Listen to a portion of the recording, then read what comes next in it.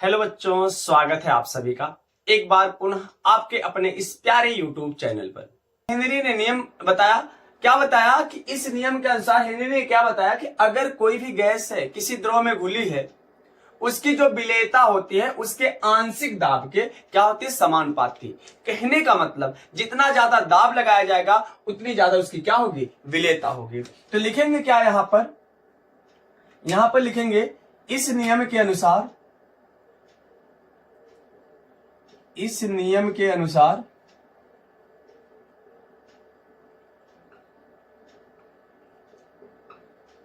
किसी गैस की द्रव में विलेयता, किसी गैस की द्रव में विलेयता उसके आंशिक दाब के समानुपाती होती है, उसके आंशिक दाब के समानुपाती होती है।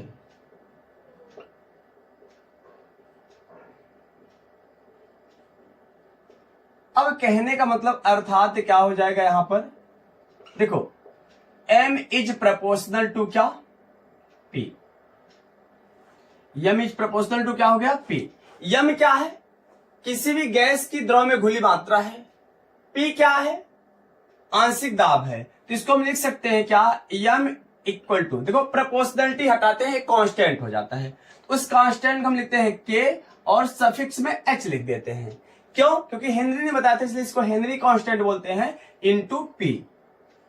अब यहां से देखिए m क्या है, किसी गैस की द्रव में घुली मात्रा,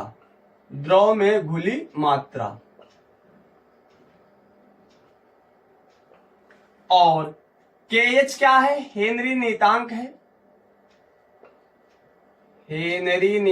है, और P क्या है, आंशिक दाब है। ठीक, तो यहां से हेनरी का नियम समझ में आया। हेनरी के नियम के अनुसार क्या है, किसी गैस की द्रव में जो विलेयता होती है उसके आंशिक दाब के समानुपाती होती है। तो कहने का मतलब m is proportional to p, proportionality हटाएंगे कांस्टेंट हो जाएगा KH। KH को क्या बोलते हैं, हेनरी नियतांक बोलते हैं। और m क्या है, किसी गैस की द्रव में घुली मात्रा है, और p क्या है, आंशिक दाब उसका है।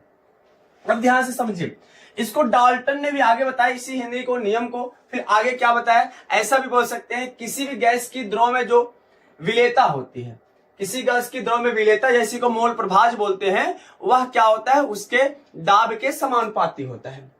कहने का मतलब क्या होता है,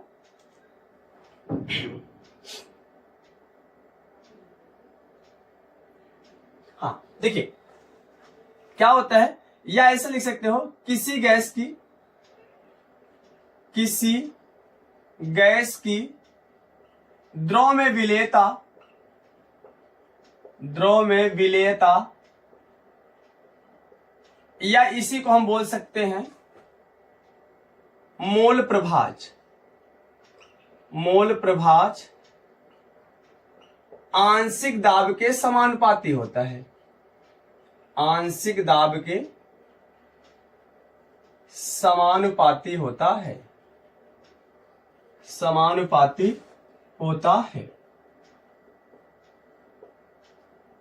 अब कहने का मतलब क्या है, देखिए द्रव में विलेयता या मोल प्रभाज को किससे प्रदर्शित करते हैं, यक्स से, और आंशिक दाब को किससे प्रदर्शित करते हैं, P से। तो अर्थात हो जाएगा, अर्थात P is proportional to X। X माने मोल प्रभाज किसका, गैस का, तो यक्स गैस लिख देंगे। प्रोपोर्शनलिटी हटाएंगे, कांस्टेंट हो जाएगा, तो P equal to KH into X gas, मतलब मोल प्रभाज किसका, गैस का। अगर यहां से हेनरी कांस्टेंट की वैल्यू निकालें तो KH इक्वल टू हो जाएगा P अपान यक्स गैस, मतलब गैस का मोल प्रभाज, यहां से KH बराबर हो जाएगा इतना। ठीक है, अब देखिए यहां पर इसको हम लिख क्या सकते हैं, तो जो KH होता है, KH माने हेनरी कांस्टेंट। अब देखिए आपको पता है अगर प्रोपोर्शनलिटी हटाते कांस्टेंट हो जाता है, और बराबर का चिन्ह लग जाता है। अब मुझे बताइए, अगर बराबर का चिन्ह और कांस्टेंट को हटाएंगे क्या हो जाएगा? प्रोपोर्शनल।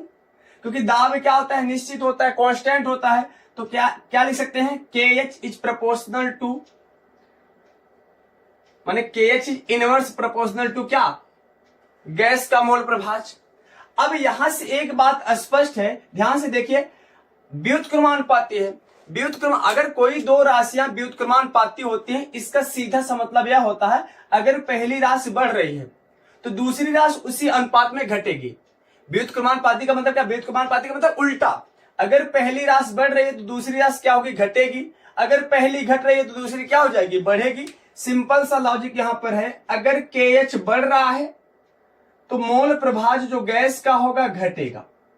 अगर KH घट रहा है, हेनरी कांस्टेंट की वैल्यू घट रही है, तो इसका मोल प्रभाज जो होगा गैस का विलेयता या मोल प्रभाज क्या हो जाएगा? बढ़ेगा। इतनी सी बातें समझ में आई? यही है हेनरी का नियम। हेनरी का नियम यही बताता है, जो गैस जितना ज्यादा द्रव में घुली होगी, समझ लीजिएगा उसका आंशिक दाब उतना ज्यादा होगा। या दूसरे शब्दों में हम बोल सकते हैं, अगर कोई भी गैस है उसको जितना ज्यादा दाब पर किसी द्रव में बंद करेंगे तो वह गैस उतनी ज्यादा घुलेगी। नोट डाउन करिए, स्क्रीनशॉट लीजिए, फिर आगे चलते हैं। चलिए अब इसको इरेज करते हैं।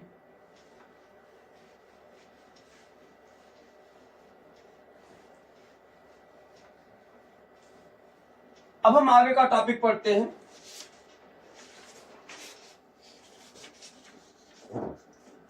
अब आगे का टॉपिक पढ़ते हैं, राउल्ट का नियम।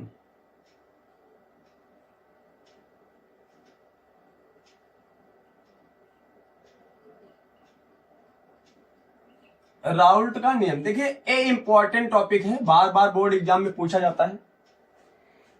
राउल्ट ने क्या किया, जैसे कोई भी पात्र है उसमें आपने दो द्रव लिया, दो द्रव के मध्य उन्होंने क्या बताया? एक नियम दिया था उसने, राउल्ट ने। इन्होंने क्या बताया था? जिससे मान लीजिए यहां पर देखिए, जैसे एक पात्र है,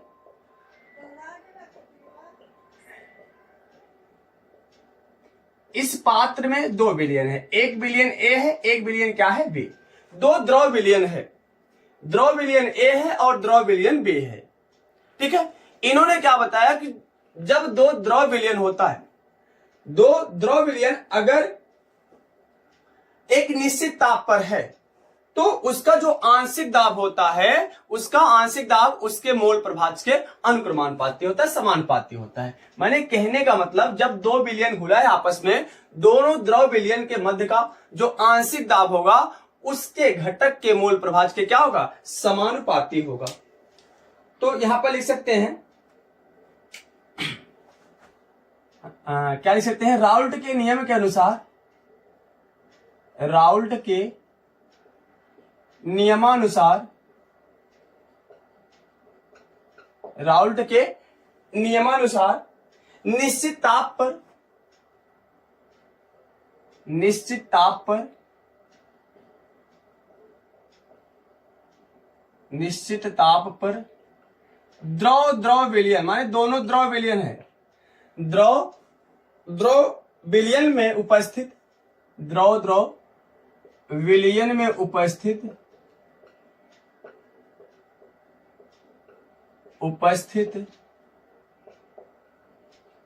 किसी घटक का मोल प्रभाज, किसी घटक का जो मोल प्रभाज होता है, या बोल सकते हो किसी घटक का आंशिक दाब, आंशिक दाब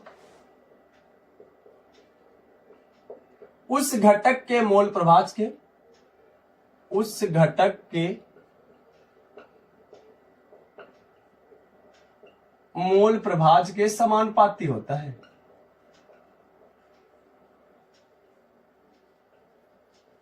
समानुपाती होता है। कहने का मतलब थोड़ा समझो यहां पर, फिर आगे चलते हैं। देखिए, जैसे ये 2 द्रव विलयन है, एक द्रव विलयन A है, एक क्या है? B है। ये दोनों द्रव है। अब कह रहा है कि निश्चित ताप पर अगर इन 2 द्रव विलयन के मध्य जो भी उपस्थित है, 2 घटक है, एक घटक A है, एक घटक क्या है? B, और दोनों द्रव है, किसी का जो आंशिक दाब निकालोगे उस घटक के मोल प्रभाज के क्या होगा, समानुपाती। अगर हम घटक ए की बात करें, घटक ए के लिए क्या हो जाएगा, जो आंशिक दाब होता है इसको पी ए से प्रदर्शित करते हैं, क्योंकि ये बिलियन है ना, इसमें दो बिलियन घुला हुआ है, एक द्रव विलयन ए है, एक द्रव विलयन क्या है, वी है। तो इसका आंशिक दाब हम पी ए मान लेते हैं, P A is proportional to, इसका मोल प्रभाज को यक्स से प्रदर्शित करते हैं, घटक ए का है इसलिए यक्स ए से प्रदर्शित कर देते हैं। अब प्रोपोर्शनलिटी हटाते हैं, कांस्टेंट हो जाता है, तो P A equal to P A not, एक कांस्टेंट हो जाएगा, इंटू एक्स ए। अब देखिए पी ए नॉट क्या है यहां पर, शुद्ध विलायक का, माने जो ए है द्रव ए का आंशिक दाब, और ए पी ए क्या था, ये देखो शुद्ध के लिए है, कहने का मतलब जब ये द्रव जो है इस विलयन में नहीं घुला था, बी विलयन में नहीं घुला था, तब उसका आंशिक दाब पी ए नॉट से प्रदर्शित करते हैं। लेकिन अगर वही घुल जाता है तो उसके विलयन को क्या बोलते हैं, पी ए से। नॉट ऊपर लगा है मतलब शुद्ध का, शुद्ध माने अकेला अगर है द्रव, ठीक है। इसी प्रकार हम लिख सकते हैं क्या, इसी प्रकार और क्या लिख सकते हैं, इसी प्रकार घटक बी के लिए क्या लिख सकते हो, घटक बी के लिए याद रखना पीबी इज प्रोपोर्शनल टू क्या हो जाएगा, एक्स बी। प्रोपोर्शनलिटी हटाएंगे, कांस्टेंट हो जाएगा पीबी नॉट इंटू क्या, एक्स बी। अब बताइए पीबी नॉट को क्या लिख सकते हैं, जो घटक बी है इसका आंशिक दाब, और जब यह द्रव में नहीं घुला है तब, ठीक है। अब हम ए भी जानते हैं, फार्मूला याद रखना क्या होता है, जो कुल दाब कितना हो जाएगा, कुल दाब। अब देखिए पी ए क्या है, इस बिलियन में पी ए क्या है, ए बिलियन का दाब है, पी बी क्या है, बी बिलियन का दाब है, तो कुल दाब कितना हो जाएगा, कुल दाब पी बराबर P A plus P B. अब पी ए की वैल्यू कितनी है, यहां से रखो, पी ए की वैल्यू क्या है, P A not into x A plus P B क्या है, P B not into x B. यह हो जाएगा कुल आंशिक दाब इस विलयन का।